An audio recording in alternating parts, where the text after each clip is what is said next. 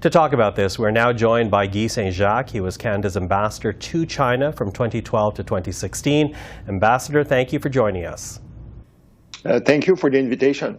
I want to begin with your reaction to this news report, again from Global, that the Chinese Communist Party is involved in activities here in Canada that's meant to interfere with our democratic process. Does that surprise you in any way? Not at all. And in fact, there has been evidence for quite some time that there is interference activities being conducted by Chinese state actors in Canada.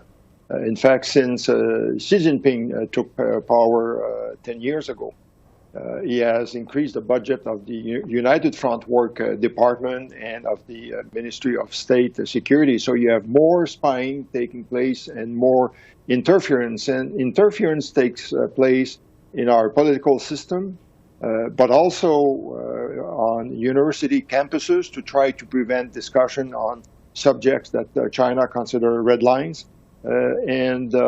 All this, in my view, calls for a full investigation, and I would go further. It also calls for the adoption of laws to prevent foreign interference in Canada, similar to the laws that were adopted by Australia a few years ago. Mm-hmm. Now, why would China want to interfere with Canada, though? Canada has a history of being very open to relations with the People's Republic. So why would China want to interfere with this country?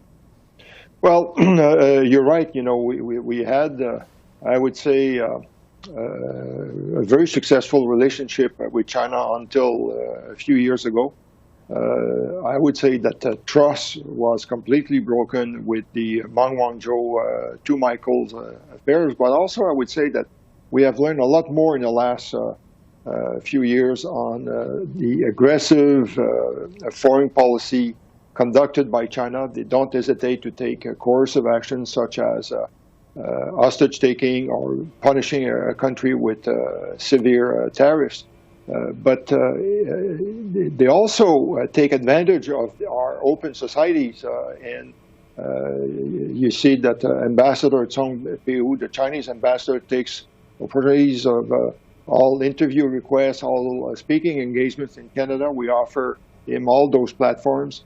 And they know also that they can manipulate Canadian public opinion, especially in the Chinese community, because a large number of Canadians of Chinese origin use Chinese social media like WeChat. And I'm convinced that there was also interference in the election of a year ago. And again, it's something that we have to be a lot more sensitive to. Okay, we need to be a lot more sensitive, but Canadian officials, the Canadian government, the Trudeau government, do they understand the threat well enough, do you think? Well, I think that it has reached a point where it cannot be ignored. And it's a question we heard recently, CSIS representatives say that the agency does not have enough resources to tackle the problem. Clearly, I think we have to devote more resources. In all of this, I think it's important for the Trudeau government to indicate that it won't tolerate any foreign interference, because, in fact, not doing anything might create the impression that they are benefiting from such interference. And therefore, I think if we are serious about our democracy and our values, this requires a strong intervention. You talk about government signals, and when you talk about the Trudeau government, we know that they've yet to unveil their Indo-Pacific policy, but in broad strokes, we strongly suspect it will be about shoring up relations with more like-minded, democratically minded countries. Is that at least a positive sign? Yes, in fact, I was very encouraged by the speech that Minister Joly gave last week. And when we look at our allies, we have to recognize that the United States is a paramount security ally. Things have changed also in Washington. Washington has identified China as a strategic rival. And because the voice of Canada is limited in trying to deal directly with China on difficult issues such as human rights, That's why we need to forge alliances, reinforce existing alliances, to try to push back on China. The only language that China understands is firmness, and if we can come as a group to force China to change its behavior, we have more chances of success. Okay, well, to that, the PMO is not saying whether or not it has requested a meeting with Xi Jinping during the G20, but should the Prime Minister actually bring up the issue of Chinese interference during the G20, should they be meeting with Xi?